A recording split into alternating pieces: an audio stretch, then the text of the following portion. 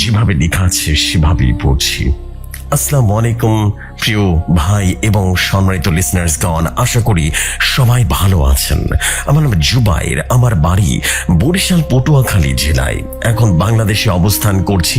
আজ আমি আপনাদের জন্য নিয়ে এসেছি আমার এই সব থেকে কাছের বন্ধুর জীবনে ঘটে যাওয়া একটা মর্মান্তিক ঘটনা, কালো জাদুর নির্মম পরিণতির ঘটনা।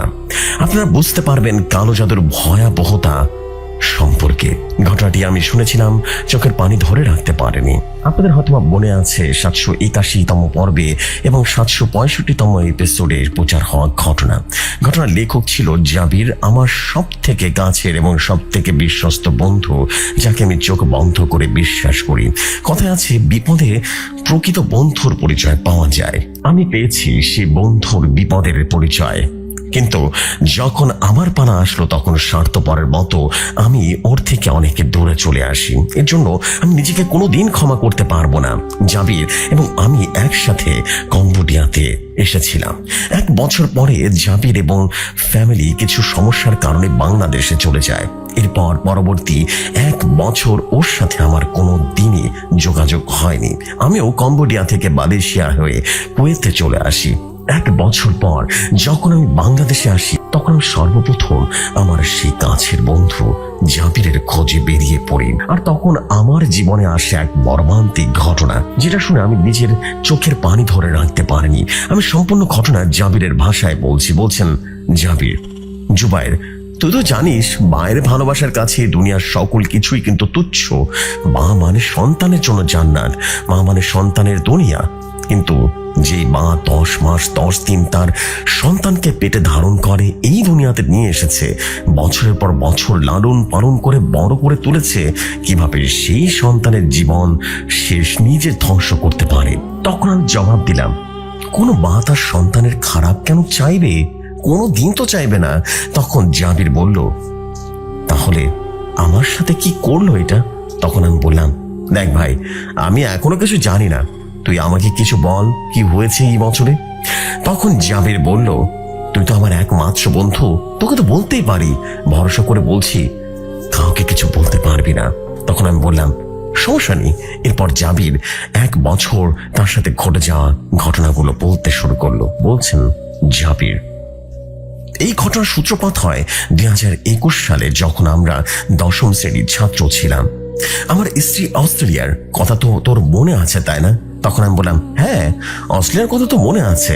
তখন জাবির বলল, ও কিন্তু আমার সাথে সাধারণভাবে সম্পর্কে জড়ায়নি, আমাকে বাধ্য করেছিলাম আমার সাথে সম্পর্ক করতে। তখন আমি বললাম, ঠিক বুঝলাম না, তুই কি বলছিস বলতো? তখন জাবির বলল, শোন তাহলে, আলিয়া যখন আমাদের স্কুলে প্রথম আসে, আর যখন আমি আলিয়াকে প্রথম দেখি তখন আমি ওকে অনেক পছন্দ করে ফেলেছিলাম। এরপর ওর সাথে বন্ধুত্ব করলাম। আমাদের বন্ধুত্বটা একটা পর্যায়ে ভালোবাসায় পরিণত হয়। খুব স্বাচ্ছন্দ্যে আমাদের দিন কাটতে লাগলো। খুব ভালোবাসতাম আমি ওকে, এতটাই ভালোবাসতাম আমি যে ওর জন্য যে কোনো কিছু করতে পারতাম। আমি ভেঙে পড়ি সেদিন যেদিন আমি নিজের চোখে আলিয়াকে অন্য এক ছেলের সাথে দেখি, কিন্তু আমি বুঝতে পারিনি যে ছেলেটি আসলে কে ছিল। আমি মনে মনে তখনই ঠিক করে নিই আলিয়াকে আমার লাগবেই, ওকে আমার জীবন সঙ্গী করব। তখন জাবিরকে আমি উদ্দেশ্য করে বলি, তোর কি ইন্দ্রনাথ তান্ত্রিকের কথা মনে আছে?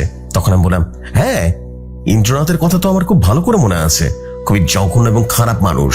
তখন জাবির বলল, আমি মনে মনে ঠিক করি আলিয়াকে সারা জীবনের জন্য আমার বসে করে নিয়ে আসবো, আর কখনো ওকে ছেড়ে যেতে দিব না। এরপরে আমি ইন্দ্রনাথ তান্ত্রিকের কাছে গিয়ে আমি আমার ইচ্ছার কথা জানালাম।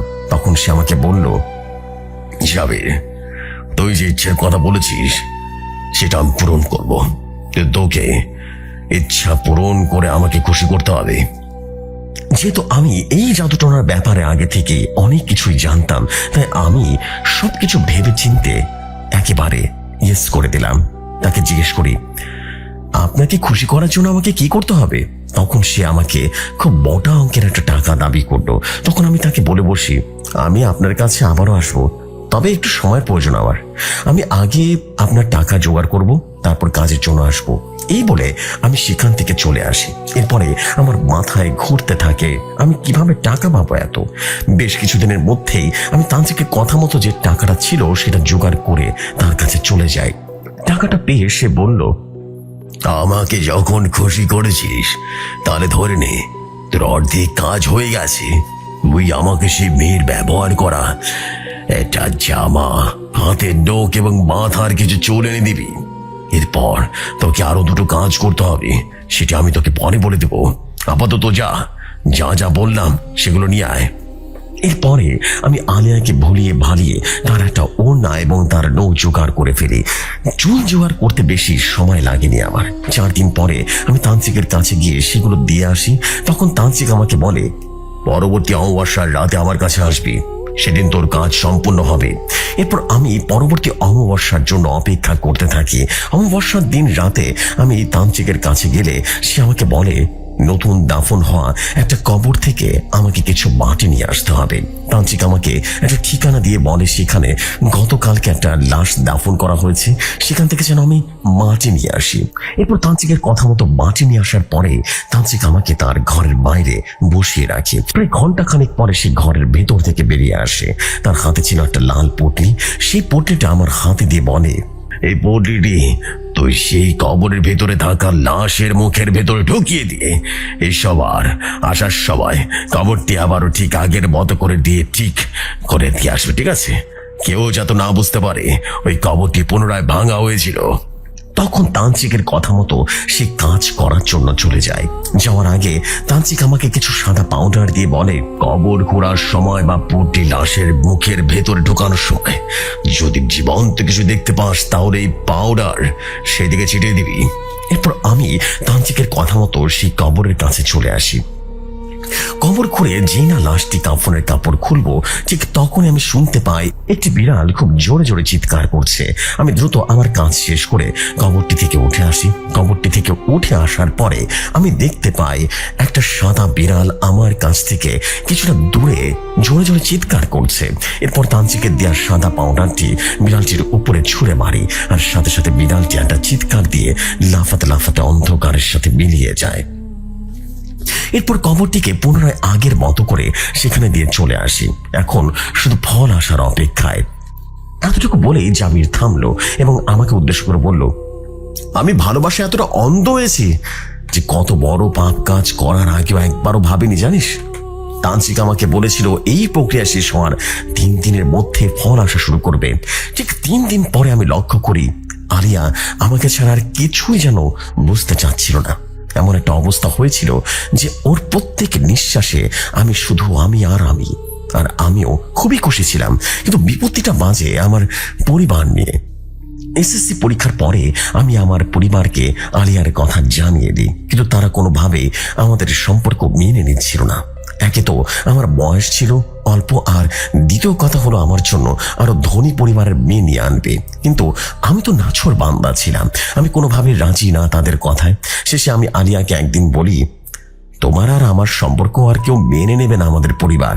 এরপর আমরা সিদ্ধান্ত নেই আমরা নিজেরাই বিয়ে করে ফেলবো, তারপর আর এত ঝামেলা থাকবে না।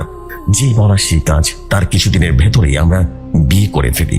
বিয়ে করে আলিয়াকে যখন আমার বাড়িতে নিয়ে যাই তখন আমার বাড়ির মানুষ দেখতে পায় আমি সেই মেয়েটিকে বিয়ে করে ফেলেছি। তখন তারা এটা ভাবতে এবং মানতেই পারছিল না। আমার বোন সাফ সাফ জানিয়ে দিল এই মেয়েকে বিয়ে করার কারণে তার পরিচয় দিবে না, আমার মা আমাকে ত্যায্য পুত্র করে দেবে, এসব বলছিল। আলিয়াকে আমি আমার ঘরে রেখে এসে মা বাবার কাছে গিয়ে তাদের অনেক ধরে বুঝাই। মাকে মানাতে পারলেও বাবাকে আর বোনকে কোনোভাবে মানাতে পারছিলাম না। এরপরে মা আমার সাথে আমার বাবা এবং বোনকে অনেক কষ্টে বানিয়ে নেয়। এরপরের দিনগুলো খুব ভালোভাবেই কাটতে থাকে। আমি জানতাম আমার পড়ালেখা এখানেই শেষ, এখন আমাকে কিছুই করতে হবে। এরপর হঠাৎ আমি শুনতে পাই তুই বিদেশে যাচ্ছিস। তখন আমি তোর সাথে কথা বলি। তোর সাথে কথা বলার পরে আমি বাড়িতে বাবা মার সাথে এই বিষয়ে কথা বললে তারা এক কথায় রাজি হয়ে যায়। তখন মনে হচ্ছিল আমার তারা এটাই চাচ্ছিল যে আমি এই বাড়ি থেকে দূরে কোথাও চলে যাই। তখন বাবা আমাকে বলে, তুই কোনো চিন্তা করিস না, আমি জুবায়ের ও তোর বাবার সাথে কথা বলবো, ঠিক আছে? যত টাকা লাগে সব আমি দেব। বাবা মায়ের এই কথা করে শুনে আমি বেশ অবাক হই, কিন্তু এসব বিষয় কিছু না ভেবে আমি বাবাকে তোর বাবার সাথে কথা বলার জন্য বলি। এরপরে তো টাকা পয়সা সব তোর সাথে জমা দিই। একটা পর্যায়ে আমাদের ফ্লাইটের তারিখও চলে আসে। যেদিন আমি বাড়ি থেকে ঢাকার উদ্দেশ্যে রওনা দিব, সেদিন আমার মা বাবা কেউ আমার সাথে আসেনি। শুধু আমার স্ত্রী আলিয়া আমার সাথে কিছু দূর এসে জড়িয়ে ধরে। একটাই কথা বলছিল, তুই তো চলে যাচ্ছ, তুমি তো চলে যাচ্ছ, তাহলে আমাকে কে আগলে রাখবে? তখন আমি বলেছিলাম, তুমি চিন্তা করো না, মা বাবা তো আছে, তারাও তোমাকে দেখে শুনে রাখবে। যখন যা লাগবে আমাকে জানাবে, আমি টাকা পাঠিয়ে দিব। এরপর দেশ ছেড়ে চলে আসলাম। চলে আসি তোর সাথে স্বপ্নের বিদেশে। প্রতিদিন আমার আলিয়ার সাথে ফোনে কথা হতো। প্রায় আমাকে একটা কথা বলতো। রাতে যখন একা ঘুমাতো তখন ওর ঘরে দ্বিতীয় কোনো ব্যক্তির আনাগোনা হতো, যাকে ও দেখতে পেত না, শুধু অনুভব করত, তার নিঃশ্বাস নেওয়ার শব্দ পেত। ও মনে হচ্ছিল কেউ একজন সবসময় ওকে দেখছে, ওর উপর নজর রাখছে। আমি প্রায় এসব শুনতে শুনতে অসুস্থ হয়ে যাই। ডাক্তারের কাছে গেলে কোনো রোগ ধরা পড়তো না। শেষমেশ আমি চিন্তা করি, 1 বছরে আমি যত টাকা ইনকাম করেছি তা দিয়ে আমি বাংলাদেশে কোনো একটা ব্যবসা করে নিব। এই ভেবে 1 বছর পর আমি বাংলাদেশে চলে যাই। বাংলাদেশে গিয়ে যা দেখি তা দেখে রীতিমতো নিজেকে বিশ্বাস করাতে পারছিলাম না। আলিয়া শুকিয়ে কাঠ হয়ে গেছে, তার চোখের নিচে কালো দাগ পড়েছে। তার সৌন্দর্য ছিল ছিটা ফোটাও এখন নেই, শরীরে ক্ষত চিহ্নের দাগ। এসব দেখে আমার আর বুঝতে বাকি রইল না যে যখন আমি বাবার কাছে বিদেশে যাওয়ার জন্য বলেছিলাম, তখন সে কেন এক কথায় রাজি হয়েছিল। তখন আমি আমার বাড়ির লোকদের একটা কথা সাফ সাফ জানিয়ে দিই যে আমি আর বাড়ি থেকে কোথাও যাব না। এতদিন তারা আমার স্ত্রীর সাথে যা যা করেছে, এখন যদি এইসব আবার করার চেষ্টা করে তাহলে আমি আলিয়াকে নিয়ে আলাদা হয়ে যাব। এই কথা শুনে আমার বাবা আমার কাছে এসে অনেক অনুরোধ করে এবং ক্ষমাও চায়। নিজেরাও তো বাবা মা, তাই ক্ষমা না করে পারেনি। আলিয়ার কাছেও তারা ক্ষমা চায়। তখন আলিয়া বলে, আমি কোনোদিন আমার মায়ের ভালোবাসা পাইনি, আমার মা নেই। বাবা দ্বিতীয় বিয়ে করার পরে বাবার ভালোবাসা থেকে আমি বঞ্চিত হই। আমি চাই সবাই মিলে একসাথে বাঁচতে। সুন্দর কোনো পরিবার হোক আমাদের, সেখানে থাকবে আমার বাবা মা, আমার স্বামী, সবাই। আমার আপনাদের প্রতি কোনো রাগ অভিমান কিচ্ছু নেই। আপনারা নিজেদের ভুল বুঝতে পেরেছেন, এটাই তো অনেক। সেদিন আমিও ভেবেছিলাম সবকিছুই ঠিক হয়ে যাবে, এখন আর কোনো বাধা বিপত্তি থাকবে না, আমাদের জীবন সুন্দর হবে। এই খুশির চরম মাত্রায় রূপ নিল তখন শুনতে পাই আমি বাবা হতে চলেছি। আনন্দের বন্যা বয়ে যায় আমার ভেতরে। আমি আনন্দে আত্মহারা হয়ে আলিয়াকে জড়িয়ে ধরি।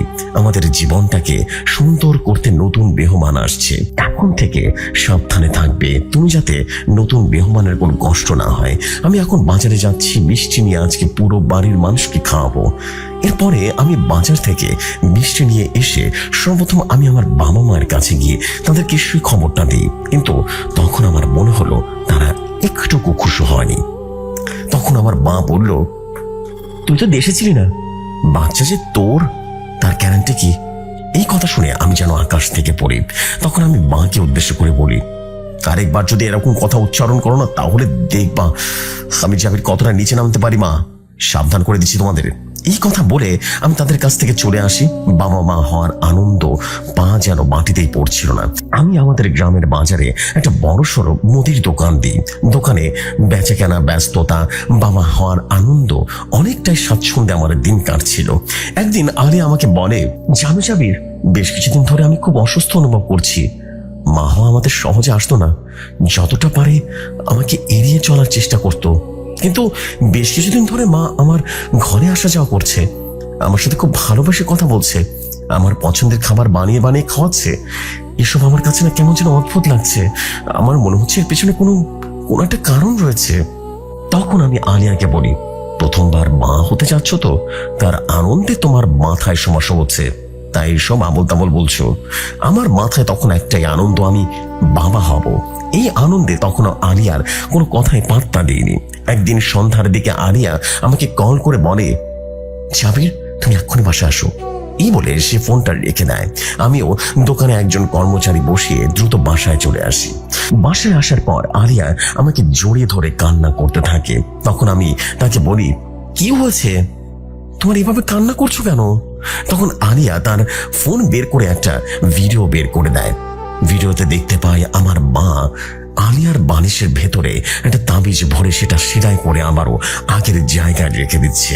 এই ভিডিওটা দেখে আমার পায়ের নিচ থেকে মাটিটা সরে যায়। আমি মাথায় হাত দিয়ে বসে পড়ে আর ভাবি, এরা কি আসলে মানুষ নাকি অন্য কিছু? আমি কি করব ভেবে পাচ্ছিলাম না। আমি আলিয়াকে বলি, তোমাকে কাল তোমার বাড়িতে দিয়ে আসবো, সেখানে তুমি সুরক্ষিত থাকবে। তখন আলিয়া বলল, আমার সৎ মা আমাকে সেখানে থাকতে দেবে না। সে ছোটবেলা থেকে আমাকে বাড়ি থেকে তাড়িয়ে দেওয়ার জন্য উঠে পড়ে লেগে থাকতো। এই কথা শুনে আমি চোখের পানি ধরে রাখতে পারিনি সেদিন। তখন আমি ভাবতে থাকি, আজ যদি আলিয়ার মা বেঁচে থাকতো, অন্য মেয়েদের মতো কত সুন্দর একটা জীবন থাকতো ওর। মা নেই, বাবা থেকেও নেই, আপন বলতে শুধু আমি আছি ওর। এত কিছু হয়ে যাওয়ার পরেও কিভাবে একটা মানুষ বেঁচে থাকতে পারে? হয়তো তার পেটে যে আছে তার জন্য বেঁচে আছে। সেদিন আলিয়া আমাকে জড়িয়ে ধরে অনেক কান্না করে। আমি কি করব বুঝে উঠতে পারছিলাম না। শেষে আমি সিদ্ধান্ত নিয়ে আমার মা বাবার সাথে আলাদা হয়ে যাব। সেদিন রাতে আমি বাবাকে বলে দিয়ে আমি তাদের সাথে থাকবো না, তাদের থেকে আলাদা থাকবো। আমার কথায় তারা কোনো রকম বিরোধিতা করলো না। তাদের এই নীরবতা ভবিষ্যতে আমার জীবনে আসা এক ঝড়ের পূর্বাভাস দিচ্ছিল, যেটা আমি তখনও বুঝতে পারিনি। তখন আমি আবারও বলি, আমি আলাদা হওয়ার আগ পর্যন্ত, আমি আলাদা হওয়ার পরেও যদি তোমরা আবারও কিছু করেছো, তার পরিণাম কিন্তু ভালো হবে না। আজ আমি কিছু বললাম না, তবে এই শেষবার বলছি, তোমরা আমার বাবা মা না হলে এতক্ষণে দাঁড়িয়ে থাকার অবস্থায় থাকতে পারতে না তোমরা। আমার কোনো কথায় তারা কোনো রকম প্রতিবাদ করলো না। এই বলে আমি ঘর থেকে বেরিয়ে আসি। এরপর আমি সব সময় আলিয়ার পাশেই থাকতাম। আলিয়ার জন্য আমি কাজের মেয়েও রেখেছিলাম যে আলিয়ার খেয়াল রাখবে। এক রাতের কথা, আলিয়া তখন 6 মাস চলছিল। রাতে খাওয়া দাওয়া করে আমরা দুজনেই ঘুমিয়ে পড়ি। মধ্যরাতে আমার ঘুমটা ভেঙে যায় আলিয়ার চিৎকারে। আলিয়া চিৎকার দিয়ে আমাকে জড়িয়ে ধরে আর বলতে থাকে, আমাদের বাচ্চাকে মেরে ফেলবে ও। আমার স্বপ্নে আসে, বারবার আসে। তখন আমি আলিয়াকে ঠান্ডা ভাবে জিজ্ঞেস করি, কি হয়েছে তোমার? কোনো স্বপ্ন দেখেছো তুমি? আর কার কথা বলছো তুমি? তখন আলিয়া বলে, একজন মহিলা, দেখতে খুব ভয়ঙ্কর। তার পুরো শরীর কালো এবং চোখ রক্তের মতো লাল। তাকে দেখে মনে হচ্ছিল সে আমার উপরে খুব রাগান্বিত। আমার স্বপ্নে এসে সে বলে, পারবি না তুই মা হতে, আমি তোকে মা হতে দেব না, তোকে আর তোর সন্তানকে দুটোকে শেষ করব। এই বলে খুব খারাপ ভাবে হাসতে থাকে ওই মহিলা। আজকে সে স্বপ্নে এসে আমার পেটে হাত বোলাতে থাকে আর বলতে থাকে, আমার পাওনা আমি নিয়ে গেলাম। তখন আমি আলিয়াকে বললাম, এটা শুধু তোমার কল্পনা মাত্র, খারাপ স্বপ্ন। তুমি আমাকে জড়িয়ে ধরে ঘুমিয়ে পড়ো, তাহলে দেখবে আর কোনো সমস্যা হবে না। পরের দিন বিকেলের কথা, যে কাজের মেয়ে আমি আলিয়ার জন্য রেখেছিলাম সে আমাকে কল দিয়ে বলে, ভাইয়া আপনি দ্রুত বাসায় আসেন, ভাবের পেটে নাকি খুব যন্ত্রণা করতেছে। তখন সে সাথে সাথে বাড়িতে চলে যায় এবং অ্যাম্বুলেন্স কল করি। আলিয়াকে ধরে অ্যাম্বুলেন্সে উঠানো হয়, কিন্তু তখন আমি আমার মা আর বাবাকে কোথাও দেখতে পাচ্ছিলাম না। হসপিটালে নেওয়ার সময় সে আমাকে শেষ কিছু কথা বলছিল, শেষবারের মতো। আলিয়া বলেছিল, আমি তো তোমার বাবা মায়ের কোনো ক্ষতি করিনি, তাদের সাথে কোনো অন্যায় করিনি। নিজের বাবা মা মনে করেছিলাম আমি তাদেরকে, কিন্তু তারা আমার সাথে যেটা করলো তার জন্য আমি আল্লাহর কাছে বিচার দিলাম। তাদের বিচার আল্লাহ তারা নিজ হাতে করবেন। আমি তো বাঁচতে চেয়েছিলাম, আমার সন্তানকে নিয়ে তোমাকে নিয়ে সুন্দর সংসার কাটাতে চেয়েছিলাম। এটা কি কোনো দোষের? আমি মারা যাব তাতে আমার কোনো দুঃখ নেই, কিন্তু আমার বাচ্চাটা কি দোষ করেছিল? সে তো দুনিয়াতে আসলোই না। আমি আমার বাচ্চাটার মুখ পর্যন্ত দেখতে পারলাম না। তাদের বিচার আল্লাহর হাতে হবে। এই কথা বলতে বলতে আলিয়ার দেহ যেন নিস্তেজ হয়ে গেল। আলিয়াকে আইসিইউতে নেওয়া হলো। কিছুক্ষণ পরে ডাক্তার বেরিয়ে এসে বলল, তোমার বাচ্চা 2 দিন আগে মারা গিয়েছে, আর তোমার স্ত্রীর স্বাভাবিক মৃত্যু নয়। এর কারণ আমরা বলতে পারছি না। এই কথাগুলো শুনে আমার মুখের জবান যেন বন্ধ হয়ে গিয়েছিল। কি শুনলাম আমি? আমার ভালোবাসার মানুষটা আর নেই, আমার সন্তান আর নেই। আমি হাসবো নাকি কাঁদবো সেটা বুঝতে পারছিলাম না। আমি ধীরে ধীরে আলিয়ার নিস্তেজ দেহটির দিকে এগিয়ে যাই। আর কোনো কষ্ট নেই ওর। ও যে চিরদিনের জন্য ঘুমিয়ে গিয়েছে। ওর মুখটা দেখতে অনেক মায়াবী লাগছিল। তখন ওকে আমি শেষবারের মতো আমার বুকে নিয়ে ঝরে কান্নায় ভেঙে পড়ি। আমার আলিয়া আমাকে ছেড়ে চলে গিয়েছে না ফেরার দেশে। কিভাবে থাকবো আমি? আলিয়ার দাফন কাফনের পর পুরো 6 মাস আমি পুরো আইসোলেশনে ছিলাম। আমি আমার বাড়ি থেকে বেরই হইনি। মা এসে নতুন করে বিয়ের কথা বলতো আমাকে, কিন্তু আমি কিভাবে তাদেরকে বোঝাবো? আমি আগেও বলেছি আমি আলিয়াকে ভালোবাসতাম, আজও আলিয়াকে ভালোবাসি। দিনের পর দিন, রাতের পর রাত আলিয়ার কবরের পাশে রাত কাটাতে লাগলাম। রাতে ঘুম আসতো না আমার। রাতে গিয়ে বসে থাকতাম সে কবরের কাছে। যতটুকু সময় পেতাম ততটুকু সময় দেখতাম আলিয়া আমাকে মিষ্টি কণ্ঠে বলছে, এভাবে নিজের ক্ষতি কেন করছো জাবির? তোমার পুরো জীবন এখন পড়ে আছে, পরিশ্রম করো, জীবন থেকে আরো সুন্দর কিছু বের হবে। এভাবে ভেঙে পড়লে চলবে না। আমি দেখতে পেতাম আলিয়ার সাথে খুব সুন্দর ফুটফুটে একটা শিশু, হয়তোবা আমারই সন্তান ছিল ওটা। একদিন রাতে আমি আমার শোবার ঘরে বসে আলিয়ার ছবির দিকে তাকিয়ে চোখের পানি ফেলছিলাম। তখন আমি আমার মা বাবার ঘর থেকে কিছু কথার আওয়াজ শুনতে পাই। এরপর আমি আলিয়ার ছবিটা রেখে তাদের ঘরের দরজার পাশে চুপ করে দাঁড়িয়ে তাদের কথা শুনতে থাকি। মা বাবার সাথে কথা বলছিল। ভেবেছিলাম সৈয়দ কবিরাজের কথা মতো চললে আমাদের পথের কাঁটাটা দূর হয়ে যাবে, আর আমরা আমাদের ছেলেকে নতুন কোনো ভালো জায়গায় বিয়ে দিতে পারবো। আর হলো কই, শুধু এখনো বইয়ের মৃত্যুর শোক কাটিয়ে উঠতে পারেনি। তখন আমার বাবা বলল, আরে আরে একটু অপেক্ষা করো, বয়স তোর বেশি নয়, এসব বলতে একটু সময় লাগবে, ধীরে ধীরে সব ঠিক হয়ে যাবে। এই কথাগুলো শুনে আমার মাথার ভেতরে রক্তক্ষরণ হওয়া শুরু করলো। আমি কি করব আর কি করব না সেটা ভেবে পাচ্ছিলাম না। তখন আমার মনে পড়ে যায় অ্যাম্বুলেন্সে বসে আলিয়া তার মৃত্যুর জন্য আমার বাবা মাকে দায়ী করেছিল। এরপর আমি বাড়ি থেকে বের হয়ে সৈয়দ কবিরাজের বাড়ির উদ্দেশ্যে রওনা দিয়ে দিই। আমার জানা মতে এই সৈয়দ কবিরাজ অল্প সামান্য কবিরাজি জানতো, কিন্তু এভাবে মরণ ঘাতী কালো জাদু করতে পারে এইটা বিশ্বাস ছিল না। আমি তার কাছে গিয়ে একটা দা হাতে নিয়ে গলায় ধরে আমার বাবা মা এবং আলিয়ার ব্যাপারে জিজ্ঞেস করি। প্রথমে সে স্বীকার না করলেও আমি তাকে অনেক মারধর করার পরে সে বলতে শুরু করে। সে বলছিল অনেকটা এইভাবে, শোনো শোনো শোনো, 1.5 বছর আগে তুমি যখন ওই বিদেশে গিয়েছিলে না, তখন তোর মা বাবা দুজন আমার কাছে এসেছিল। আমার কাছে এসে তোর মা বলতে থাকে, আমি আমার ছেলের বউকে বাড়ি বাড়ি ছাড়া করতে চাই, তুমি এমন কিছু করে দেখাও যাতে ও নিজের থেকে আমাদের বাড়ি থেকে চলে যায়। এখন জাবির বাড়িতে নেই, তাই তোমার এই কাজটা করতে বেশি সময় হবে না। এরপর আমি আলিয়ার ব্যবহৃত কাপড়ের টুকরো এবং অন্যান্য সামগ্রী দিয়ে এসে আলিয়ার জিন চালান করি, কিন্তু সেটি তাকে মেরে ফেলার জন্য নয়, শুধু ভয় দেখাবার জন্য। কিন্তু তাতেও যখন কোনো কাজ হচ্ছিল না, এর মধ্যে তো তুই বিদেশ থেকেও চলে আসিস। তখন তোর বাবা মা আমার কাছে এসে বলে, আলিয়ার পেটে নাকি তোর সন্তান রয়েছে। আমি তোর বউ এবং তোর সন্তান দুজনের উপরে রীতিমতো মরণবান মারি। তোর বাবা আমাকে অনেক টাকা লোভ দিয়ে গেছিল বুঝলি, আমি টাকার লোভে পরে কালী জিনের কাছে কথা বলে বাচ্চাকে উৎসর্গ করে দিই। তখন আমি সৈয়দ কবিরাজকে বলি, এইটা আপনি কি করলেন চাচা? আপনার টাকার প্রয়োজন ছিল, আপনি আমার কাছে বলতেন, যত টাকা লাগে আমি দিতাম, কিন্তু আমার স্ত্রী আমার সন্তানকে কেন মারলেন আপনি? আমার চোখে তখন পানি রাত দুটোই রীতিমতো একসাথে চলছিল। এবার আমি রাগান্বিত কণ্ঠে সৈয়দ কবিরাজের হাত ধরে বলি, এই হাত দিয়ে তুই আমার স্ত্রী আর সন্তানের উপর কালো জাদু করেছিলি না? আজ থেকে কালো জাদু করার জন্য তোর কোনো হাতই থাকবে না। এই বলে আমি সৈয়দ কবিরাজের হাতের উপর অনবরত দাঁ দিয়ে কোপাতে থাকি। কোপাতে কোপাতে দুটো হাত আমি আলাদা করে ফেলি এবং এরপর বাড়িতে চলে আসি। আমার শরীরে সৈয়দ কবিরাজের রক্তে ভিজে গিয়েছে। এই অবস্থায় আমি আমার বাড়িতে আমার বাবা মার ঘরে প্রবেশ করি। এই রক্ত মাখা শরীর দেখে আমার বাবা মা আতঙ্কিত কণ্ঠে বলে, কি রে বাবা, তোর শরীরে তোর রক্ত কেন? তোর হাতে দাগ কেন? কি করেছিস সত্যি করে বল। তখন আমি তাদেরকে এক বুক ভরা কষ্ট নিয়ে বলি, তোমাদেরকে সাহায্য করেছিল আমার স্ত্রী আমার সন্তানকে মেরে ফেলতে, তার 2 হাত আমি কেটে ফেলেছি। তোমাদেরকে আমি সেদিনই বলেছিলাম, যদি আমি আমার স্ত্রী থেকে আলাদা হওয়ার সময় কিছু করে, তাহলে তোমরা ভাবতেও পারবে না আমি কতটা নিচে নামতে পারি। সৈয়দ কবিরাজ তো শুধুমাত্র হাত কেটেছি, আর এখন আমি তোমাদের দুজনের গলা কাটবো। তখন আমি আমার চোখের পানি ধরে রাখতে পারছিলাম না, কান্না করতে করতে বলি, কি দোষ করেছিলাম, কি দোষ করেছিলাম আমি, কি দোষ করেছিলাম? আমার স্ত্রী আমার সন্তান তোমাদের চাহিদা মতো সম্পত্তি দিতে পারিনি, এটাই অপরাধ ছিল আমার আলিয়ার। তোমাদের যদি এতই সম্পত্তি লাগে তাহলে আমাকে বলতে, আমি তোমাদের চাহিদা মতো সব দিতাম।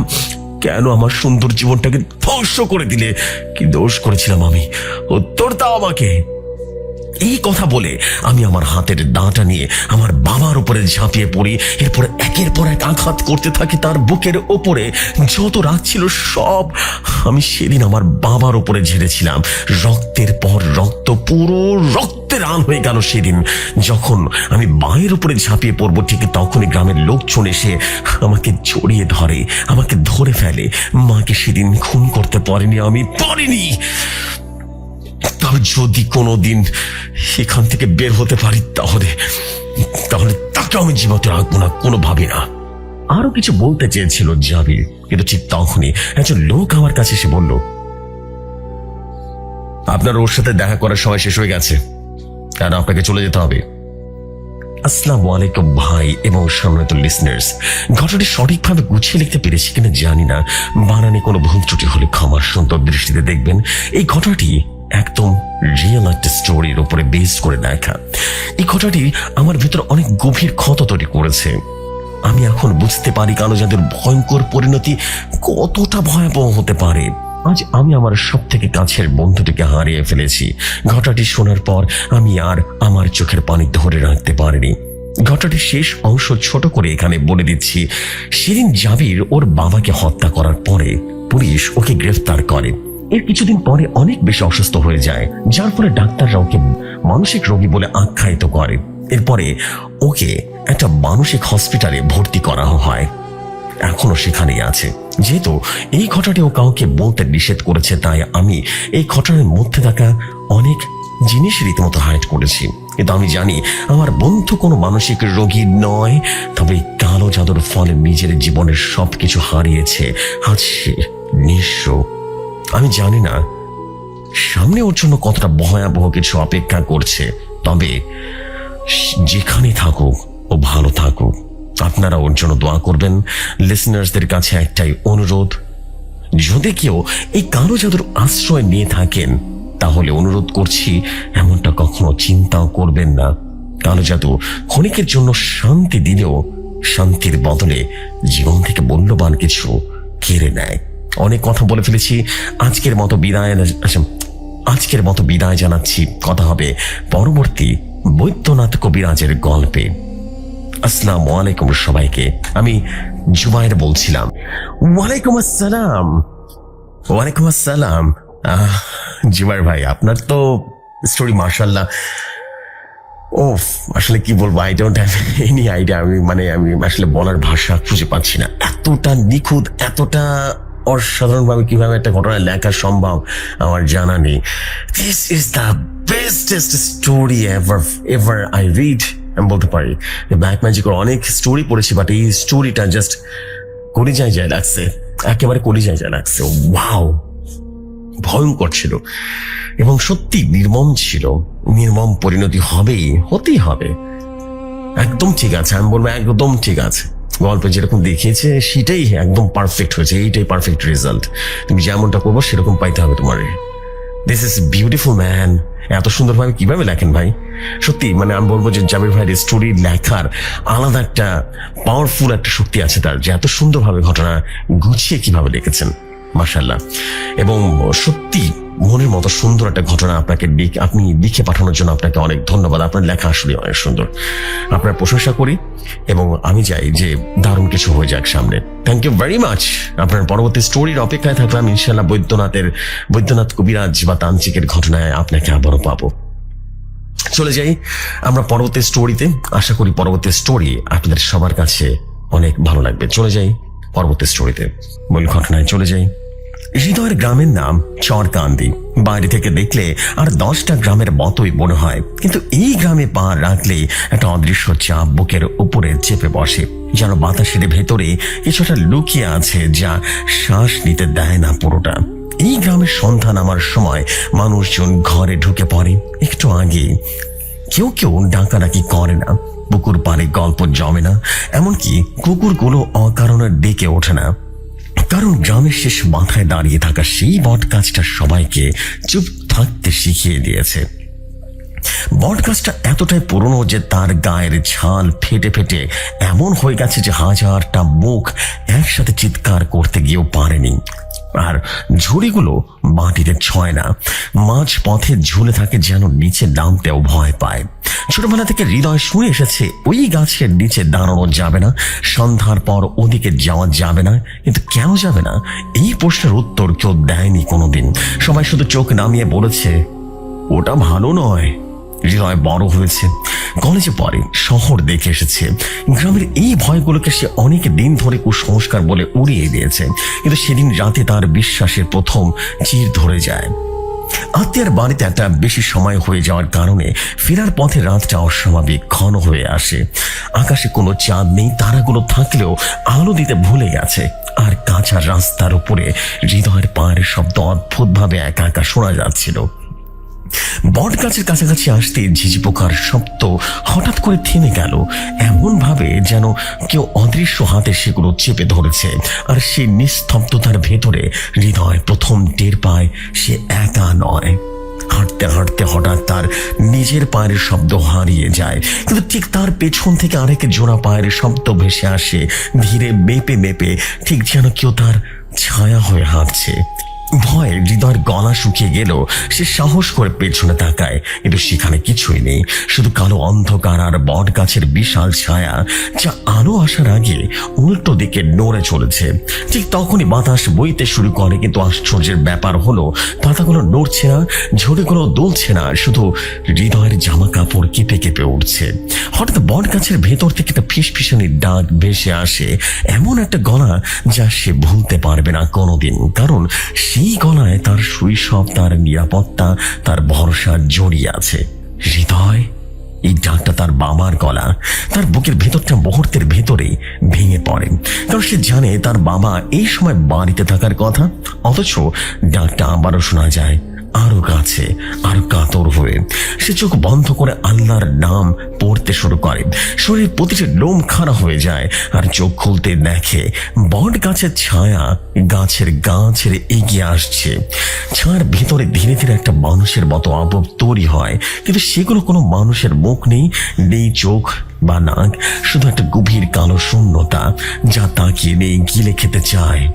অস্বাভাবিক লম্বা আঙ্গুলগুলো তার দিকে বাড়তে থাকে, আর হৃদয়ের কানে তখন এমন শব্দ হতে থাকে যেন কেউ তার মাথার ভেতরে দেয়াল চাপড়াচ্ছে। ঠিক সেই মুহূর্তে দূর থেকে আজানের শব্দ ভেসে আসে, খুব ক্ষীণ শব্দ, খুব দূরের, কিন্তু শব্দে একটা অদ্ভুত শক্তি আছে। কারণ আবহটা থমকে যায়, আর ছায়াটা হঠাৎ করে গাছের গায়ে লেপটে পড়ে। হৃদয় তখন আরো ভাবার সময় নেয় না, সে দৌড় দেয়, প্রাণপণে দৌড় দেয়, পেছনে তাকানোর সাহস না করে শুধু জানে যদি থামে সে আর মানুষ থাকবে না। সে রাতে প্রচন্ড জ্বর আসে তার, সারা রাত প্রলাপ বকতে থাকে, ঘামতে ঘামতে শুধু একটাই কথা বলে যায়, ওটা তাকে চিনে ফেলেছে। সকালে তার মা বট গাছের দিকে তাকিয়ে অকারণে কেঁদে ফেলে। তার দাদি দীর্ঘশ্বাস ফেলে শুধু নিচু গলায় বলে ওঠে, এতদিন পর আবার শুরু হলো। কেউ আবার কিছু বলে না। আমার সবাই জানে এই গল্পের শুরু অনেক আগে হয়েছিল, আর বট গাছটা শুধু অপেক্ষা করছিল কখন তার পরবর্তী শিকার আসবে।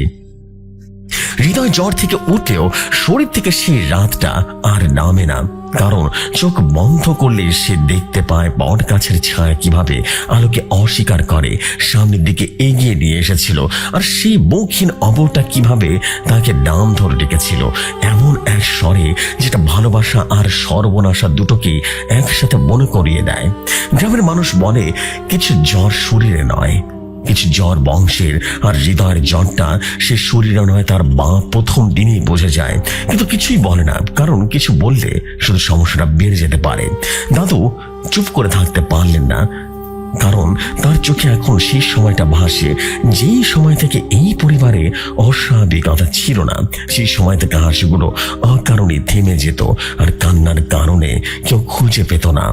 রাতে হঠাৎ করে সবাই ঘুমিয়ে পড়লেও দাদি ঘুমায় না।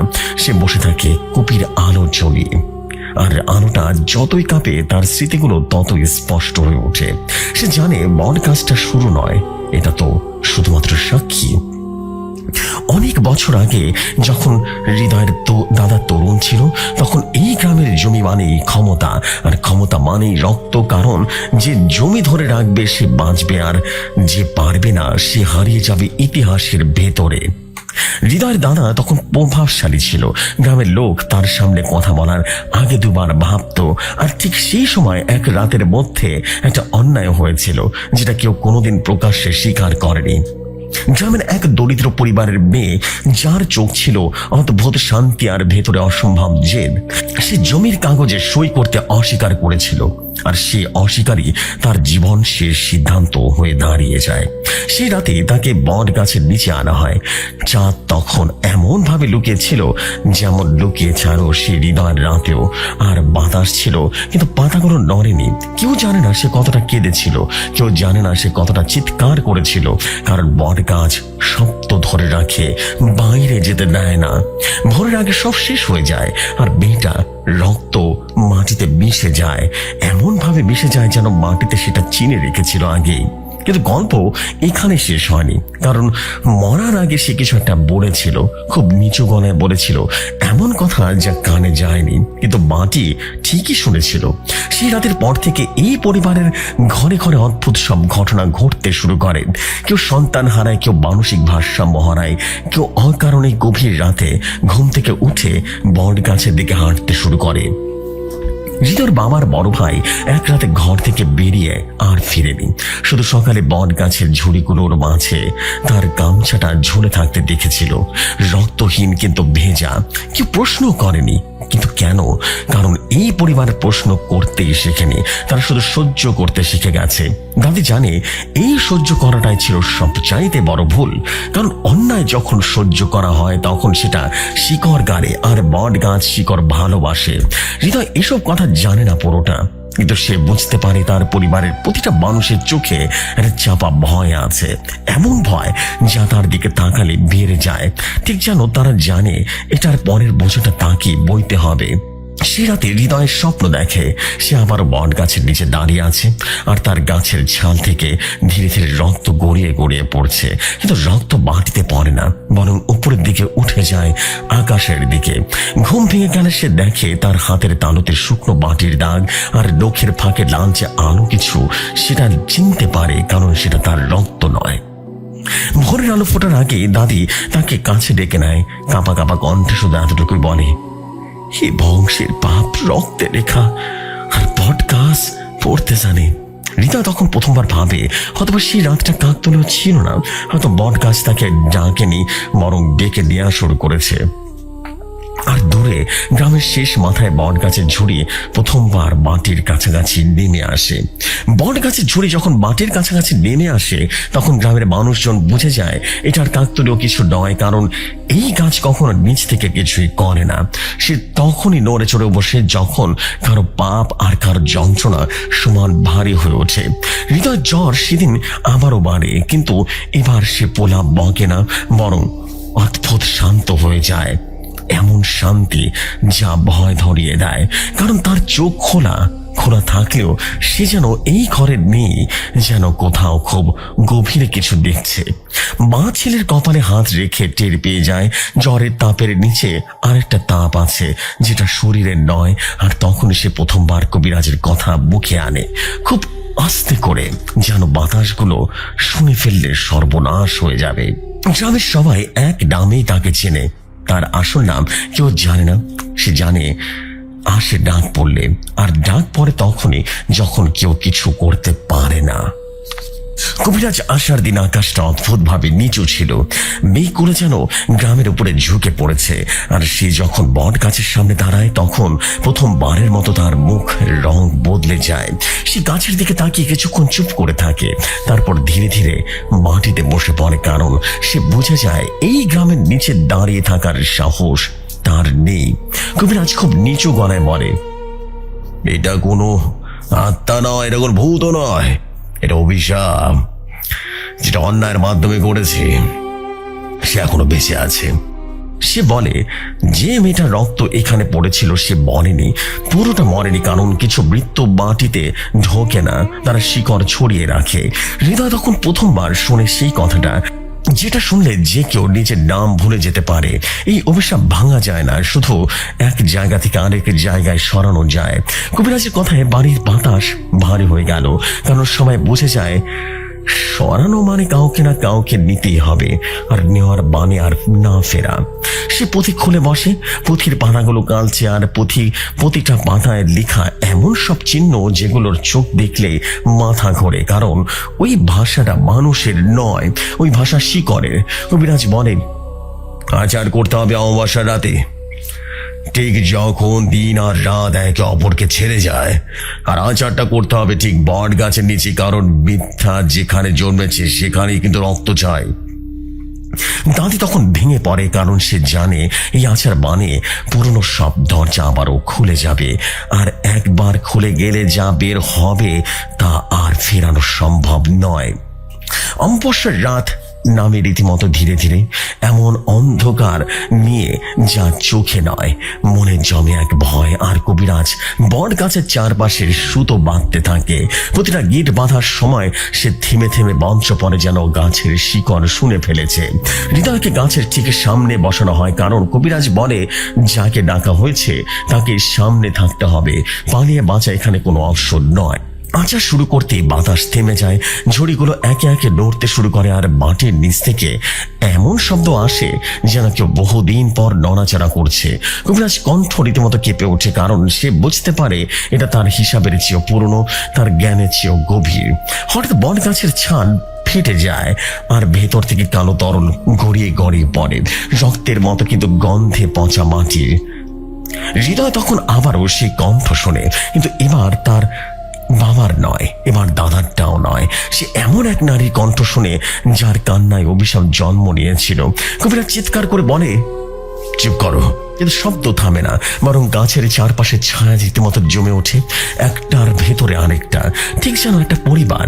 আচারের মাঝখানে কবিরাজ থেমে যায়, গ্রাম ঝরতে থাকে তার কপাল থেকে, আর সে শুধু একটাই কথা বলে, এটাকে আটকানো যাবে না, আর এটা শুধু দাম ঠিক করা যায়। হৃদয় তখন বুঝে যায় এই গল্পের শেষটা যেমন ভেবেছিল তেমনটা হবে না, কারণ কিছু গল্প শেষ হয় না।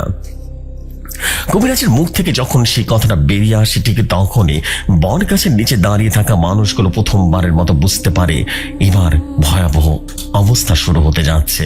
রাত আরো গভীর হয়ে নামে, অমাবস্যার অন্ধকার যেন শুধু আলো কেড়ে নিতে চায় না, মানুষের ভেতরের সাহসটুকু ধীরে ধীরে খেয়ে ফেলে। আর বট গাছের ঝুড়িগুলো তখন আর ঝুড়ি থাকে না, সেগুলো অন্য কিছু হয়ে যায়।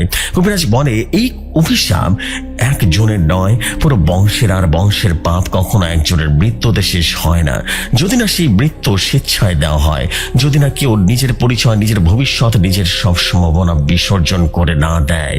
এই কথা শোনার পর বাড়ির ভেতরে এক দীর্ঘ নীরবতা নেমে আসে, এমন নীরবতা যেখানে কেউ কারোর চোখের দিকে তাকাতে পারছিল না, কারণ তাকালে বোঝা যাবে প্রত্যেকের মনে মনে হিসাব করছে এই দামে কতটা দিতে রাজি আছে। রিতার বাবা প্রথমবারের মতো মুখ খুলে বলে, এই পাপ তার বাবার, তার দাদার সময়ের, তাই এই বোঝা সে বইবে। কিন্তু কবিরাজ মাথা নেড়ে জানিয়ে দেয় যে অন্যায় জন্ম দিয়েছে সে প্রায়শ্চিত্ত হয় দুর্বলতার মাধ্যমে, আর তাই এই বংশের সবচেয়ে নিষ্পাপটাকে আগে ডাকা হয়। এই কথার পর সবার অনিচ্ছাকৃত সত্ত্বেও হৃদয়ের দিকে সবার চোখ পড়ে, আর সেই দৃষ্টির ভেতরে কোনো দয়া নেই, আছে শুধু স্বস্তি আর অপরাধ বোধের মিশ্রণ। কারণ মানুষ যত ভালো হোক, নিজের সন্তানের চেয়ে বংশের বাঁচাতে পারলে নিজেকে ক্ষমা করে নিতে পারে। হৃদয় তখন অদ্ভুত শান্তি অনুভব করে, কারণ তার ভেতরে কোথাও যেন সে আগেই জানতো এই গল্পটা তার মাধ্যমে শেষ হবে। কবিরাজ বলে, আর তোদের দিতে হবে না, কারণ এটা দেবতার অভিশাপ নয়, এটা মানুষের অন্যায়ের ফল, আর মানুষের অন্যায় মানুষই বহন করে চলে প্রজন্মের পর প্রজন্ম, যতক্ষণ না কেউ নিজের জীবনটা এই বংশের নামে করে নাম থেকে আলাদা করে দেয়। এই আচার শেষ করতে হলে হৃদয়কে গ্রাম ছাড়তে হবে, নিজের নাম বদলে দিতে হবে, এই বংশের সব স্মৃতি ত্যাগ করতে হবে। আর সবচেয়ে ভয়ঙ্কর বিষয়, কেউ আর কোনোদিন স্বীকার করবে না সে কখনো এই পরিবারের অংশ ছিল। দাদা রীতিমতো কান্নায় ভেঙে পড়ে, কারণ সে বুঝে যায় এটা মৃত্যু নয়, মৃত্যুর থেকেও ভয়ঙ্কর। কারণ মৃত্যু হলে মানুষ কাঁদে, কিন্তু বিস্মৃত হলে কেউ কাঁদে না। হৃদয়ের মা ছেলের কপালে হাত রাখে। সে হাত কাঁপে, কারণ সে বুঝে যায় ছেলেকে বাঁচাতে হলে ছেলেকে হারাতে হবে। আর এই সত্যটা কোনো মা সহজে মেনে নিতে পারে না। বট গাছ তখন হঠাৎ বিকট শব্দ করে ওঠে, ছাল ফেটে ফেটে যায়, আর গাছের ভেতর থেকে এমন এক গর্জন শোনা যায় যেন বহুদিনের জমে থাকা ক্ষুধা আর অপেক্ষা একসাথে জেগে উঠেছে। কবিরাজ বলে ওঠে, শেষ সময়, কারণ অভিশাপ ধৈর্য রাখে না, সে শুধু সুযোগ খোঁজে। হৃদয় যদি এখনই সিদ্ধান্ত না হয় তাহলে কিন্তু বিপদ হয়ে যাবে। হৃদয় তখন ধীরে ধীরে উঠে দাঁড়ায়। বট গাছের দিকে তাকিয়ে প্রথমবারের মতো ভয় পায় না, কারণ সে বুঝে গেছে ভয় তাকে খাচ্ছে না, খাচ্ছে অভিশাপ। সে বলে, যদি আমার চলে যাওয়াতে এরা বাঁচে তাহলে আমি যাব, কিন্তু যদি এই অভিশাপ সত্যি শেষ না হয় তাহলে আমি আবারও ফিরে আসবো না মানুষ হয়ে। কবিরাজ তার চোখের দিকে তাকিয়ে অনেকক্ষণ থাকে, তারপর নিচু গলায় বলে, কিছু চলে যাও কখনো শেষ হয় না, তারা শুধু অপেক্ষা করে। আচারের শেষ ধাপে বট গাছের গোড়ায় হৃদয়ের রক্তের ফোটায় ফোটায় পড়ে, আর মাটির ভেতর থেকে শিকড় নড়ে ওঠে এমন ভাবে যেন তারা কাউকে চিনে নিচ্ছে। হঠাৎ ঝুড়িগুলো উপরে উঠে যায়, বাতাসে ফিরে আসে, পাখিরা কোথাও ডাক দেওয়া শুরু করে, আর গ্রামের উপর থেকে সে চাপা বহারটা সরে যায়। কবিরাজ ক্লান্ত গলায় বলে, আজকের মতো থেমেছে, শেষ হয়েছে কিনা কেউ বলতে পারে না। হৃদয় সেই রাতে গ্রাম ছেড়ে দেয়, কোনো বিদায় ছাড়াই, কোনো প্রতিশ্রুতি ছাড়াই। শুধু জানে সে চলে গেছে ঠিকই, কিন্তু তার ছায়া যায়নি। আর গ্রামের শেষ মাথায় দাঁড়িয়ে থাকা বট গাছটা আবারও নিস্তব্ধ হয়ে দাঁড়িয়ে থাকে, ঠিক যেমন দাঁড়িয়ে সবকিছু আগের মতোই দেখছিল। শুধু এবার শিকড়ের ভিতরে নতুন একটা নাম গেঁথে যায়। হৃদয় শহরে পৌঁছেছে, নতুন পরিচয় নিয়ে, নতুন ঠিকানা নিয়ে। বাবার কথায়, দাদির ভয়ঙ্কর অভিশাপ আর বট গাছের ছায়া গ্রামের সীমাবদ্ধ, এটাই তার বিশ্বাস করতে চায়। কিন্তু রাত নামলে সে বুঝতে পারে সত্যকে আপনি দূরে সরিয়ে রাখতে পারবেন না, আপনি পালাতে পারবেন না। শহরের আলোগুলো উজ্জ্বল হয়ে হৃদয়কে দেখছে, প্রতিটি অন্ধকার কোণে, প্রতিটি দূরবর্তী দেয়ালের মধ্যে কিছুটা লুকিয়ে আছে। সে প্রথম রাতে ঘুমাতে বসে, চোখ বন্ধ করে, ঠিক তখনই শুনতে পায় ফিস ফিস শব্দ। হঠাৎ শূন্যায় একেবারে পরিচিত এক কণ্ঠ, হৃদয়। এবার সে বুঝতে পারে ছায়া শুধু গ্রামে নয়, এখন তার সঙ্গে এসেছে। হৃদয় দরজার দিকে দৌড় দেয় এবং জানালার দিকে ঝাঁপ দেয়, কিন্তু অদ্ভুতভাবে প্রতিটি পদক্ষেপে সে তার পায়ের শব্দ বাতাসে হারিয়ে যায়, আর পেছন থেকে আবার সে ফিস ফিস শব্দ আসে। নিঃশ্বাস থেমে যায়। সে ঘরের আলো জ্বালায়, চেষ্টা করে বাস্তবতাকে খুঁজে পেতে। দূরে রাস্তার আলো, লকার আলো, মানুষ, সবকিছুই স্বাভাবিক মনে হচ্ছে, কিন্তু ভেতরে কিছু ভেঙে গেছে। তার মনে হচ্ছে বট গাছ আর শহরের এসেছে, আর শহরের মাটি তার সঙ্গে খাপ খাইয়ে নিয়েছে। রাতের অন্ধকার এত ঘনীভূত হলো যে বাতাসের খোঁচাও শব্দ হচ্ছে, কিন্তু চোখ খুলে দেখলে সবকিছু স্বাভাবিক। বট গাছের ছায়া ধীরে ধীরে ঘরের মধ্যেও প্রবেশ করেছে। সে এখন বুঝতে পেরেছে সেটা। হৃদয় দৌড় দেয় বাইরে, শহরের রাস্তায়, লাইটারের নিচে, মানুষের ভিড়ের মধ্যে, কিন্তু প্রতিটি মানুষের চোখে অদ্ভুত রূপ দেখা যায়। সবার ভেতরে বট গাছের ছায়া রয়েছে, শুধু দেখা যাচ্ছে না। যে যত কাছাকাছি আসছে ততই যেন আঁকড়ে ধরছে তাকে। হৃদয় চিৎকার করে, কোনো শব্দ বাইরে পৌঁছায় না, কেউ শোনে না। শহরের বদ্ধ গলির একটা কোণে সে থেমে যায়। মাটির কিছু ভিজে আছে, লালচে কালো, যেটার তার পায়ে আটকে যায়।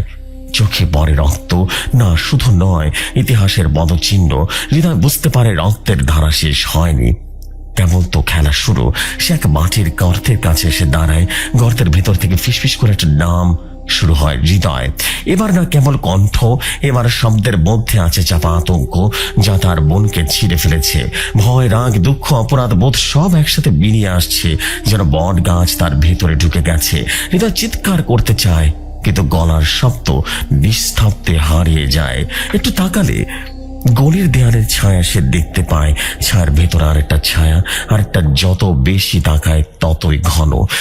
প্রায়শই মনে হয় প্রতিটি ছায়া তার পরিবারের করা প্রতিফলন, যারা আগে মারা গেছে, ভয় পেয়েছে অথবা অদৃশ্য হয়েছে। এই ছিল ঘটনা জেফরি ভাই। আমি হৃদয়। ভালো লাগলে পড়ে শোনাবেন। আসসালামু আলাইকুম। Thank you very much for the story. আশা করছি স্টোরিটা ভালো লেগেছে সবার। এনিওয়েজ, আমি আর দেরি করবো না, চলে যাচ্ছি আমাদের লাস্ট স্টোরিতে। আশা করছি লাস্ট স্টোরি আপনার কাছে ভালো লাগে। চলে যাই ঘটনায়। আসসালামু আলাইকুম প্রিয় যশোর ভাই, আশা করি আল্লাহর রহমতে আপনি ভালো আছেন। আমি মঞ্জুরুল ইসলাম, জেলা গাইবান্ধা, থানা সারাথা, গ্রাম পদুম শহর, ফকিরপাড়া, বর্তমানে সিলেটের একটি সরকারি প্রতিষ্ঠানে কর্মরত আছি। যশোর ভাই, আমার লেখায় ভুল ত্রুটি হলে ক্ষমা সুন্দর দৃষ্টিতে দেখবেন। আজ যে ঘটনাটি লিখতে যাচ্ছি তা আমার মামা হাসিন আলী কবিরাজের কাছ থেকে শোনা। বলছেন হাসিন আলী কবিরাজ, ভাগ্নে, আজ যে ঘটনা বলবো তা আমার দেখা মর্মান্তিক এক ঘটনা, যা আজও আমি বলতে পারি না। চরের নাম হলদিয়া চর। যমুনার মাঝখানে বিস্তৃত এই চর ছিল 200 পরিবার নিয়ে গড়া। গ্রামের মানুষের জীবন ছিল সাধারণ কিন্তু শান্তিপূর্ণ। সকালে শিশুদের হাসি, নারীদের ঘরের কাজ, পুরুষদের ক্ষেতের পরিশ্রম সবই গ্রামের রূপকথার মতো ছিল। গ্রামের মানুষ দিনভর মাঠে কাজ করত, মাছ ধরত নৌকায়, আর সন্ধ্যায় ঘরে ফিরে যেত।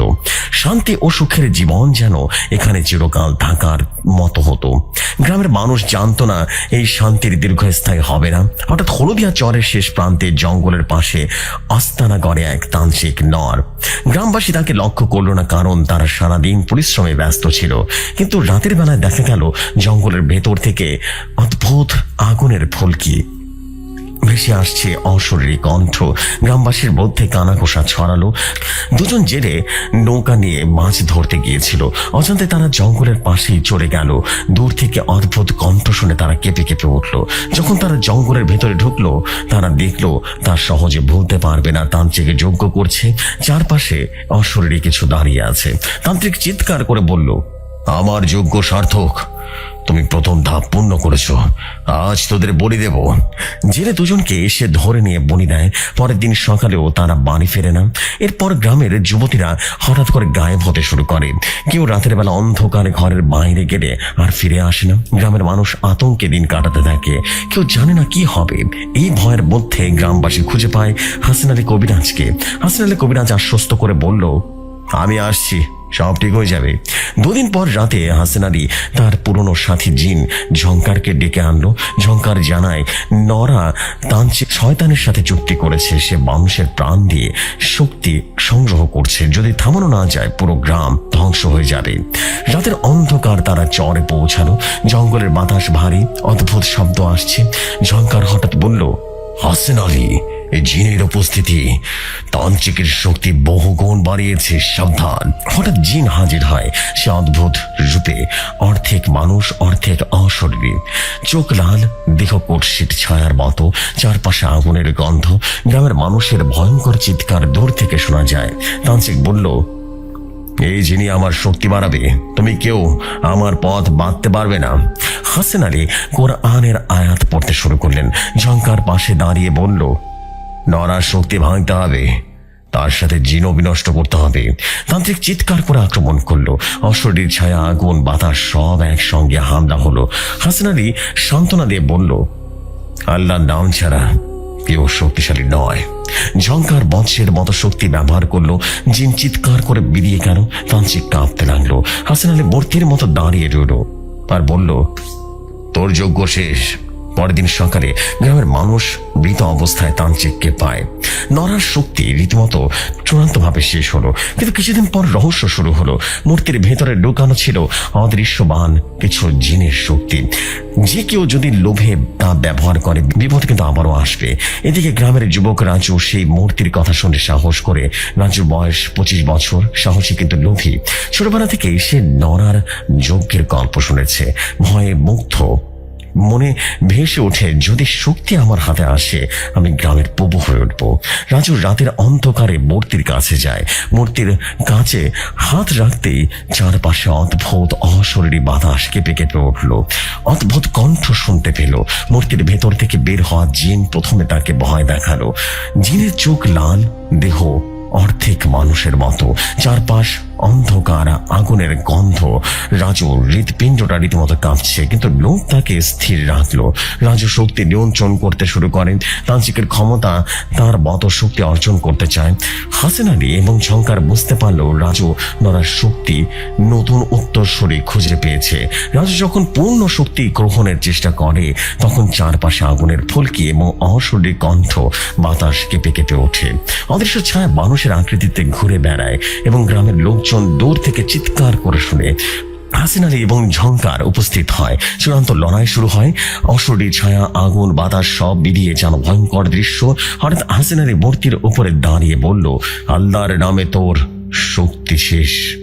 ঝংকার বজ্রের মতো শক্তি দিয়ে রাজুর শক্তি ভেঙে দেয়। মূর্তির আলো নিভে যায়, নড়ার অবশিষ্ট শক্তিও শেষ হয়ে যায়।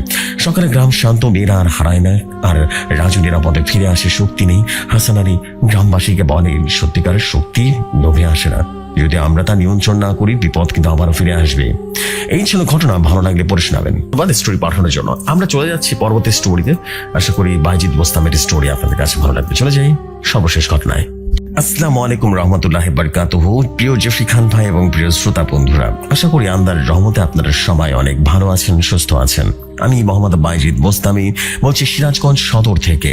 আমি বিশ্ববিদ্যালয়ের একজন ছাত্র। আমি ভৌতিকথার একজন অনেক বড় ভক্ত। প্রিয় জেফরি খান ভাই, আমি আজকে আবারও কিছু ঘটনার একটা প্যাকেজ নিয়ে হাজির হয়েছি। আজকের এপিসোডে মনে হয় একটু বেশি বড় হবে, তবে এতটুকু বলতে পারি ঘটনাগুলো অনেক ভালো লাগবে আপনাদের। যাই হোক, আজকে আমি যার কাছ থেকে ঘটনা শুনেছি তার নাম উল্লেখ করে দিচ্ছি, ইয়াসিন। অনেক কথাই বলে ফেললাম, আর কথা না বলে সরাসরি ঘটনায় চলে যাচ্ছি। শুরু করছি ঘটনা। রাত 9টা কিংবা 10টা হবে। আমি, ইয়াসিন আর নয়ন আমাদের এলাকার টঙের দোকানের পাশে ফাঁকা জায়গায় বসে আড্ডা দিচ্ছিলাম। আড্ডার শেষে আমি দেখলাম ইয়াসিন ইউটিউব থেকে ভূতের ঘটনাগুলো ডাউনলোড করছে। বিষয়টি দেখে আমি বললাম, আরে তুই দেখে ভূতের ঘটনা শুনেছ? হ্যাঁ। তখন ইয়াসিন বলল, হ্যাঁ। তখন আমি বললাম, আমার নিজের লেখা অনেক ঘটনা কিন্তু ইউটিউবে আছে। এই কথা শুনে ইয়াসিন আমাকে বলল, তাহলে তোর লেখা ঘটনাগুলো বের করে দে। তারপর আমি ভৌতিকতা চ্যানেল এবং সেখানে লেখা ঘটনাগুলো শোনালাম, সাথে ভৌতিকতা চ্যানেলটি সাবস্ক্রাইব করে দিতে বললাম। এরপর আমি ইয়াসিনকে বললাম, তোর কাছে কি কোনো ভয়ঙ্কর সত্যি ঘটনা আছে? তখন ইয়াসিন বলল, হ্যাঁ আছে তো, আমার সাথে ঘটে যাওয়া ঘটনা আছে। তারপর ইয়াসিন আমার সাথে তার জীবনের ঘটে যাওয়া 3টি ঘটনা শেয়ার করলো। আশা করছি ঘটনাটি ভালো লাগবে। বলছেন ইয়াসিন, সালটা সঠিক মনে নেই, তবে আমার বয়স তখন 7 কিংবা 8 বছর। আমার বাবা আমাকে মাদ্রাসায় ভর্তি করিয়ে দেয়। আমি সানন্দে রীতিমতো মাদ্রাসায় লেখাপড়া করছিলাম। চলে গেল বেশ কিছুদিন। হঠাৎ আমার পাড়ার উপর থেকে বোন উঠে গেল।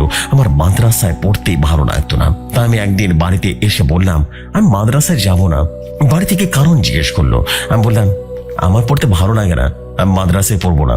এই কথা শুনে আমার বাবা আমাকে অনেক বকাঝকা করলেন এবং মারধর করে মাদ্রাসায় রেখে আসে। বলাই বাহুল্য, আমাকে যে মাদ্রাসায় ভর্তি করা হয়েছিল সেটা আমাদের এলাকারই মাদ্রাসা। আমাদের বাড়ি থেকে খুব বেশি দূরে নয়, মাত্র 10 মিনিটের পথ। তো আমি মাদ্রাসায় পড়বো না, কারণ আমি মাদ্রাসা থেকে অনেকবার পালিয়েছি, কিন্তু আমার বাবা আমাকে খুঁজে বের করে অনেক জোর করে দিয়ে আসতো। এইভাবে আমি আর পারছিলাম না। তাই আমি ঠিক করি এবার মাদ্রাসা থেকে পালিয়ে এমন জায়গায় যাব যাতে করে আমার পরিবারের কেউ যেন আমাকে খুঁজে না পায়। তো আমি শেষবারের মতো মাদ্রাসা থেকে পালাই। বলা বাহুল্য, আমাদের এলাকার 2টো বিল ছিল। একটা হলো ছোট বিল, আরেকটা হলো বড় বিল। এলাকার সবাই বিল দুটোকে ছোট বিল বলেই ডাকতো। আমাদের এলাকা থেকে আমরা যেদিকে যাই না কেন, ছোট বিলটা পড়বেই 3 থেকে 4 মিনিট হেঁটে গেলে বড় বিল পড়ে। আর ওই ছোট বিলের পাশেই ফসলি জমিতে পানি সেচ দেওয়া মেশিন ঘর। অনেক জায়গায় টিপ বলে, অনেক জায়গায় স্যালো মেশিনও বলে, আবার অনেক জায়গায় সেচ মেশিনও বলে। সকলে বোঝার সুবিধার্থে আমি আমার জানা সব কথাই বললাম। এই নামগুলো বাইরে যদি কোনো নাম থাকে তাহলে জানাবেন। যাই হোক, এখানে আমি সেচ মেশিন নামে সম্বোধন করব। আর সেই সেচ মেশিনের ঘর ছিল পুরোটাই ওয়াল করা। তো যাই হোক, আমি মাদ্রাসা থেকে পালিয়ে সেই সেচ মেশিনের ঘরে চলে যাই। এবং আসলে আমি মাদ্রাসা থেকে পালিয়েছিলাম দুপুরের দিকে, তাই কোনো ভয় ছিল না। আর তখন গরমকাল ছিল, কিন্তু সেদিন রোদের তাপমাত্রা কিছুটা কম ছিল, কারণ আকাশ মেঘে ঢেকে গেছিল। তো আমি সেচ মেশিন ঘরের কাছে গিয়ে দেখতে পাই সে মেশিন ঘরের ছাদের ওঠার ব্যবস্থা সেখানেই করা আছে। তাই আমি কোনো চিন্তা না করে মেশিন ঘরের ছাদে উঠে পড়ি। সেই ছাদে ভালোই বাতাস লাগছিল শরীরে। সেই সেচ মেশিনের ঘরে থাকতে সন্ধ্যা হয়ে যায়। ধীরে ধীরে সন্ধ্যা পেরিয়ে ঈশার নামাজের আজান দিয়ে দেয় এবং সেচ মেশিনের ঘরের সামনে দিয়ে অনেকগুলো ফসলি জমির পর দিয়ে পার্শ্ববর্তী গ্রাম আছে। আমি সামনের দিকে ঘুরে বসেছিলাম। যাই হোক, ডান দিকে কিছুটা হেঁটে গেলে বড় বিল, পেছন দিকে ছোট বিল এবং তারপর শুধু ফসলি জমি, আর বাম দিকে হলো আমাদের এলাকায় যাওয়ার রাস্তা। সেচ মেশিন ঘর থেকে কিছুটা দূরে আমাদের এলাকায় যাওয়ার রাস্তা, পাশ দিয়ে কিছু ঘর বাড়িও আছে, কিন্তু আমার আশেপাশে কিছুই নেই। ঝিঝি পোকার ডাকাডাকি করছে। তো ঈশার আজানের বেশ কিছু সময় পরে হঠাৎ ঝিঝি পোকার ডাক বন্ধ হয়ে গেল। পরিবেশটা কেমন যেন ভারী হয়ে উঠলো। হঠাৎ করে আমার ভয় লাগা শুরু করলো। ঠিক তখনই আমার মুখে একটা দমকা বাতাস এসে লাগলো। আমার চোখ দুটো বন্ধ হয়ে গেল। পরক্ষণে আমি চোখ খুলে সামনের দিকে তাকিয়ে যা দেখতে পাই তা দেখবার জন্য আমি কোনোভাবেই প্রস্তুত ছিলাম না। আমি দেখতে পেলাম আমার সামনের দিক থেকে একটা ভয়ঙ্কর অবয়ব হেঁটে আসছে। তার দু হাতে ছিল দুটো আগুনের গোলা। সে আগুনের আলোয় সে অবয়বটার চারপাশে স্পষ্ট দেখা যাচ্ছে। আমি দেখতে পেলাম তার কোনো মাথা নেই, মাথার জায়গা একদম ফাঁকা, আর পরনে সাদা আলখাল্লা। সে আমার দিকে হাঁটার ভঙ্গিতে আসছে, কিন্তু তার পা মাটিতে স্পর্শ করছে না। এইটা দেখে আমার হাত পা জমে গেল। আমি ছোট ছিলাম, কিন্তু তখন আমার মাথা এটা ছিল, এখানে আমাকে পালাতে হবে, না হলে আমার মৃত্যু সুনিশ্চিত। তখন আমি কোন রকম সেচ মেশিন ঘরের ছাদ থেকে নেমে বাড়ির দিকে দৌড় দিলাম, কিন্তু আমার মনে হচ্ছিল আমার পিছনে ভয়ঙ্কর কোনো ঝড় আসছে। তখন আমি খুব জোরে জোরে চিৎকার দিই এবং চিৎকার দিয়ে যেই না পিছনে তাকিয়েছি, তখনই কোনো কিছুর সাথে হোঁচট খেয়ে বুক থুবড়ে মাটিতে পড়ে যায়। এদিকে গ্রাম অঞ্চলের মানুষ হওয়ার কারণে সবাই প্রায় ঘুমিয়ে পড়েছিল, কিন্তু আমার চিৎকার শুনে আশেপাশের বাড়ির মানুষজন বেরিয়ে আসে। এসে দেখেন মাটিতে পড়ে আছি। তারপর সেই লোকজন আমাকে টেনে তোলে এবং আমাকে সেই লোকজন ভেতরে নিয়ে আসে এবং মধ্যবয়স্ক একজন লোক জিজ্ঞেস করে, তোমার নাম কি? কোথা থেকে এসেছো? তোমার বাড়ি কোথায়? আর তুমি এখানেই বা কিভাবে মাটিতে পড়ে আছো? তখন আমি তাদের সাথে আমার প্রথম থেকে শেষ পর্যন্ত সমস্ত ঘটনা খুলে বলি। আমার কথা শুনে সেই লোকটি আমাকে বলল, এই রে, তোমার সাহস দেখে আমরা অবাক হচ্ছি। এই জায়গা তো ভূতুরে, আর এই জন্য আমরা সন্ধ্যার পর বিশেষ দরকার ছাড়া বাইরে বের হই না। আর তুমি এতটুকু ছেড়ে এখানে রাতের বেলা একা একা বসে আছো? তারপর সেখানে থাকা কিছু লোক বলল, চলো তোমাকে বাড়িতে দিয়ে আসি। তারপর তারা আমাকে নিয়ে বাড়ির দিকে রওনা হয়। ওইদিকে আমি দুপুরে আর সন্ধ্যায় বাড়িতে না খাওয়ার কারণে বাবা মাদ্রাসায় আমার খোঁজ করতে যায়। গিয়ে হুজুরের কাছ থেকে শুনে দুপুর থেকে নাকি মাদ্রাসায় নেই। এটা শুনে তো আমার বাবা আমাকে পাগলের মতো খোঁজাখুঁজি করে। আত্মীয় স্বজনের বাড়িতে চলে যায় এবং সেখানে জানিয়ে দেয়। সবাই আমাকে পাগলের মতো খুঁজতে থাকে, কিন্তু কোথাও খুঁজে পায় না। এদিকে আমার বাড়ির সবাই অনেক খোঁজাখুঁজি করার কারণে পেয়ে যায় মাত্র বাড়িতে এসেছে। আবার এখনই বের হয়ে সবাই মাইকিং করার জন্য। তখনই সে লোকগুলো সহ আমি বাড়িতে ঢুকি। আমার সাথে থাকা লোকজনের মধ্য থেকে একজন আমার বাবাকে বোঝালো আমার না পড়ার বিষয়টা। আমার সাথে এটাও বললো যে একটু আগে আমার সাথে কি ভয়ঙ্কর ঘটনা ঘটেছে। সবকিছু শোনার পর আমার পরিবার আমাকে আর কিছুই বলেনি। এরপর সে লোকজন চলে যায়। আমার পরিবারের সবকিছু বুঝতে পারে। তারপর আমার বাবা মা আমাকে গোসল করিয়ে খাওয়া দাওয়া করায় আর গ্রামের রীতিনীতি অনুযায়ী ঝাড়ফুঁক করে দেয়। তার আর আমার তেমন কোনো সমস্যা নেই। আর আমি বিলের দিকে যাইনি। আমি পড়ালেখা বাদ দিয়ে দিই। তারপর শুরু হয় আমার কর্মজীবন। চলেছে অনেকগুলো বছর। ধীরে ধীরে আমি বড় হয়ে যাই। এই কয়েক বছরে আমার সাথে কোনো রকমের কোনো প্যারানর্মাল ঘটনাই ঘটেনি। যাই হোক, ছোটবেলার বন্ধু হলো এই নয়ন। প্রিয় জেফরি খান ভাই এবং শ্রোতা বন্ধুরা, ইয়াসিনের ঘটনা সহ আমি নয়ন আমার সাথে বসেছিল। এটা হলো নয়নের জবানবন্দি। নয়ন আমাকে বলছিল অনেকটা এইভাবে। তো নয়ন একবার বাসায় চাকরি করতে যায়। অনেক দিন চাকরি করে, চাকরি ছেড়ে একেবারে বাড়িতে আসছিল নয়ন। তো নয়ন আমাদের বাজারে এসে আমাকে কল করে, তুই মেইন রোডে আয়, আমি বাজারে আসছি। আসলে আমাদের বাড়ি থেকে এলাকার রাস্তা মেইন রোডে যেতে মাত্র 10 মিনিট লাগবে। তো আমি বের হই, আর তখন রাত 12টার মতো বাজে। গ্রাম অঞ্চলে রাতে 12টা মানে কিন্তু অনেক রাত, এটা সবাই জানে। যাই হোক, আমি বাড়ি থেকে বের হয়ে কিছুটা পথ হাঁটার পর আমি স্পষ্ট শুনতে পেলাম আমার পেছন থেকে কেউ যেন হেঁটে আসছে। আমি অবাক হলাম, আবারও স্বস্তিও পেলাম। আর আমি পেছনে তাকালাম, কিন্তু আমি কাউকে দেখলাম না। অনেকটা অবাক হলাম, কিছুটা ভয়ও পেলাম, তাই একটু হাঁটার স্পিড বাড়িয়ে দিই। আবার একটু হেঁটে যেই না সামনে গিয়েছি, আবারও শুনতে পেলাম আমার পেছন থেকে কেউ একজন আগের মতো করে খুব দ্রুত হেঁটে আসছে। আমি আবারও পেছনে তাকালাম, কিন্তু কিছুই দেখতে পেলাম না। তারপর আমি আবারও হাঁটার স্পিড আগের থেকে আরো বাড়িয়ে দিলাম। ঠিক তখনই আমি শুনতে পেলাম আমার পেছন থেকে মনে হচ্ছে কেউ ঝড়ের বেগে ছুটে আসছে। এটা শুনে আমি আর পেছনে তাকানোর সাহস পেলাম না। দিলাম একটা দৌড় এবং এক দৌড়ে বাড়ির মেইন গেটের সামনে চলে আসি। গিয়ে দেখি নয়ন আমার জন্য রাস্তায় দাঁড়িয়ে আছে। আমি নয়নকে কিছু বললাম না, ওর সাথে দুটো ব্যাগ ছিল। যেহেতু আমার বাড়ি আর নয়নের বাড়ি পাশাপাশি ছিল, তাই আমরা যে যার মতো নিজেদের বাড়িতে চলে যাই। পরে নয়নকে আমি ঘটনাটা খুলে বললাম। এরপরে কেটে যায় বেশ কিছুটা দিন। আমার সাথে তেমন কোনো ঘটনা ঘটেনি। একটা সময় আমার বিয়ে হয়ে যায়। বিয়ের পর দিন মোটামুটি ভালোই চলছিল আমার। চলে গেল আরো 1.5 থেকে 2 মাসের মতো। তো একদিন আমার বাবা মা আমার নানু বাড়িতে চলে যায়। গিয়ে আমাকে কল দিয়ে বলল সেদিন আর বাড়িতে ফিরতে পারবে না। আমিও বললাম আচ্ছা ঠিক আছে। বাড়িতে শুধু আমি আর আমার স্ত্রী। যেহেতু গ্রাম অঞ্চলে মানুষ আমরা, তাই রাতে তাড়াতাড়ি খেয়ে দিয়ে শুয়ে পড়ি। রাত আনুমানিক 10টা কিংবা 11টা হবে। আমরা জেগেছিলাম। ঘরের বাইরে মানে বাড়ির ভেতরে লাইট জ্বলছে। আমাদের ঘরগুলো টিনের ঘর। তো হঠাৎ আমার চোখ গেল টিনের নিচে দিয়ে রীতিমতো ঘরের বাইরে। আমি দেখলাম একটা কালো ছায়া বাড়ির ভেতরে ঘোরাঘুরি করছে। দেখে কিছুটা বোঝা যাচ্ছে ছায়াটা কোন মানুষের অভাব। আমি তখন অনেকটা অবাক হলাম। আমাদের বাড়ির চারপাশে দিয়ে যাচ্ছে ছায়াটা, এমন ভাবে ঘোরাঘুরি করছে। আমি মেন গেটটা বন্ধ করে দিই, তাহলে আমরা সেই গেটটা না খোলা পর্যন্ত কেউ বাইরে ঢুকতে পারবে না। এর আরো একটা কারণ হলো আমাদের বাড়ির সবগুলো ঘর এবং বাড়ির চারপাশ হাফ ওয়াল।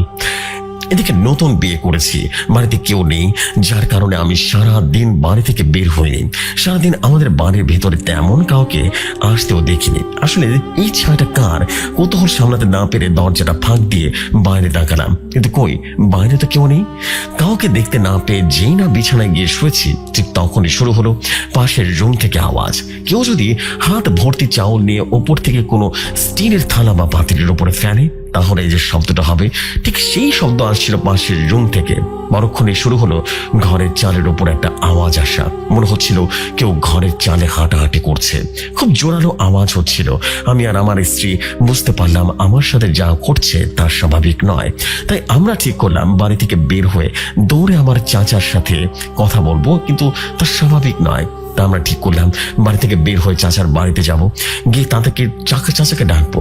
বলা বাহুল্য, আমরা যে চায়ের দোকানে বসে ঘটনাটা শুনছিলাম সেটাই মূলত ইয়াসিনের চাচার দোকান। আর সেখানে ইয়াসিনের চাচার বাড়ি। ইয়াসিনদের বাড়ি থেকে তার চাচার বাড়ির দূরত্ব পায়ে হেঁটে থেকে মাত্র 1.5 মিনিটের পথ। আর দৌড়ে গেলে 20 সেকেন্ডও লাগবে না। এখানে আরো একটা বিষয় হলো, ইয়াসিনের চাচা আর ইয়াসিনের মা এরা দুজনেই আপন 2 বোন। মানে ইয়াসিনের বড় চাচা ইয়াসিনের আপন বোন খালাকে বিয়ে করেছে। তো যাই হোক, ঘটনা ঘটার দিন ইয়াসিনের নানি ইয়াসিনের বাড়িতে এসে ইয়াসিনের মা বাবাকে তার বাড়িতে পাঠিয়ে দেয় বিশেষ কোনো প্রয়োজনে। আর যেহেতু ইয়াসিনের চাচি ইয়াসিনের বড় খালা আর ইয়াসিনের নানির বড় মেয়ে, তাই ইয়াসিনের নানি ইয়াসিনের চাচির বাড়ি গিয়ে থাকে। যার কারণে ইয়াসিনদের বাড়িতে ইয়াসিন আর তার স্ত্রী ছাড়া কেউ ছিল না। ঘটনায় ফিরছি। তো যে ভাবা সেই কাজ। আমি আর আমার স্ত্রী রীতিমতো ঘরের দরজা খুলে ভয় ভয় বাড়ির মেইন গেটের কাছে গিয়ে দেখি মেইন গেট খুলে আমি আর আমার স্ত্রী এক দৌড়ে আমার চাচার বাড়িতে চলে যাই। গিয়ে তাদেরকে ডেকে তুলে সবকিছু খুলে পড়ি। আমাদের সবকিছু শুনে এবং আমাদের ভয়ত চেহারা দেখে আমার নানি বলল, চল আমি তোদের সাথে থাকবো, দেখি কত বড় ভয় দেখাতে পারে। তারপর আমি, আমার স্ত্রী আর আমার নানি আমরা 3 জন মিলে আমাদের বাড়িতে চলে আসি। আসার পর আমাদের পাশের রুমে আমার নানি গিয়ে শুয়ে পড়ে। আসলে আমাদের পাশের রুমটা অনেক বড়, আর সেই রুমে মূলত আমার বাবা মা থাকতো। আমাদের পাশের রুমে থাকার বেড বিছানা আছে 2টা। যাই হোক, আমি আর আমার স্ত্রী আমাদের রুমে গিয়ে শুয়ে পড়ি এবং ঘুমিয়েও পড়ি। হঠাৎ ঘরের টিনের বেড়ায় সজোরে থাপ্পড় মারার ভয়ঙ্কর শব্দে আমার আর আমার স্ত্রীর ঘুমটা ভেঙে যায়। ঘুম ভাঙার পর আমরা শুনতে পাই পাশের রুম থেকে নানি বলছে, চলে যা, তুই যে আশা এসেছিস তা কখনো পূরণ হবে না, চলে যা বলছি, চলে যা। আমার নানি আর নাতি বউকে যদি একবারও ভয় দেখাস তাহলে কিন্তু তোর খবর আছে। এসব শুনে আমার স্ত্রী আমাকে বলল, চলো পাশের রুমে যাই। নারীকে মনে হয় বোবায় ধরেছে। নারী হয়তো ঘুমের মতো উল্টাপাল্টা বলছে। আমার স্ত্রীর কথা শুনে আমি আর আমার স্ত্রী পাশের রুমে চলে যাই। গিয়ে দেখি নানি জেগেই আছে। আমি নানিকে জিজ্ঞেস করলাম, কি হয়েছে? নানি আমাকে বলল, কিছু হয়নি। তারপর নানিকে আর কিছু না বলে সেই রুমে আর বিছানায় গিয়ে আমি আর আমার স্ত্রী শুয়ে পড়ি। তারপর আমাদের সাথে আর কোনো সমস্যা হয়নি। সকালে নানি আমাদেরকে ডেকে বলল, কাল রাতে এই বাড়ির আশেপাশে থাকা পিশাচিনী এসেছিল তোদের ক্ষতি করতে, কিন্তু আমার জন্য পারেনি, আমি তাকে তাড়িয়ে দিয়েছি। তারপর নানি তার নিজের বাড়িতে চলে যায় আর আমার মা বাবাও আমাদের বাড়িতে চলে আসেন। তারপর আমি আর আমার মাকে সমস্ত ঘটনা খুলে পড়ি। মাকে সবকিছু বলার পর মা আমাকে একটা ভয়ঙ্কর তথ্য দেয়। মা বলে, আমার এক রাতে প্রচন্ড পরিমাণে পানি পিপাসায় ঘুমটা ভেঙে যায়। তো আমি রীতিমতো ঘুম থেকে উঠে পানি আনার জন্য যাই। বাইরে গিয়ে দেখি কলপারে ভয়ঙ্কর চেহারার নারী অবব দাঁড়িয়ে আছে। আমার মা আমাকে এতটুকু বলেছিল, সে অবয়বটি দেখতে কেমন যেন ছিল, বিবরণ দেওয়া যায়নি আমাকে। আর সে অবয়বটি দেখার পর আমার মা আসলে কি করেছিল এই বিষয়ে আমাকে কিছুই বলেনি। সে মনে করেছিল হয়তোবা আমি ভয় পাবো এই কারণে। প্রিয় জেফরি খান ভাই এবং শ্রোতা বন্ধুরা, এই ছিল আমার সংগ্রহ করা দুটি স্টোরি। ঘটনাগুলো অবশ্যই কমেন্ট করে জানাবেন কেমন হয়েছে। লেখার মধ্যে অনিচ্ছাকৃত ভুল ত্রুটি থাকলে অবশ্যই জানাবেন। আল্লাহ তৌফিক দিলের সামনে ভয়াবহ গ্রাম বাংলার সত্যি ভৌতিক ঘটনা নিয়ে হাজির হব। আমার জন্য দোয়া করবেন। আপনাদের জন্য দোয়া রইল। আপনারা ভালো থাকুন, সুস্থ থাকুন, মোস্ট ইম্পর্টেন্টলি ভৌতিক কথার সাথেই থাকুন। প্রিয় জেফরি খান ভাই, আমার কাছে ইতিমধ্যে আরো কিছু ঘটনা এসছে, যার মধ্যে প্রথমটার নাম হচ্ছে শ্মশানের আদমখোর আর দ্বিতীয়টির নাম জলপিশাচ। এই দুই ধরনের সবচেয়ে ভয়ঙ্কর ঘটনা। আমি এখন নিজে কনফিউজড কোনটা আগে লিখে পাঠাবো, তাই এইটা আমি আপনাদের উপরে ছেড়ে দিলাম। আপনারা যেটা আগে লিখে পাঠাবেন সেটাই লিখে পাঠাবো। জেফরি খান ভাই শুধু শ্রোতাদের বন্ধুরাই নয়, এই বিষয়টা আমি আপনার উপরে ছেড়ে দিলাম। আজকের মতো আসছি। আসসালামু আলাইকুম। আমি বাইজিদ বোস্তামি বলছিলাম।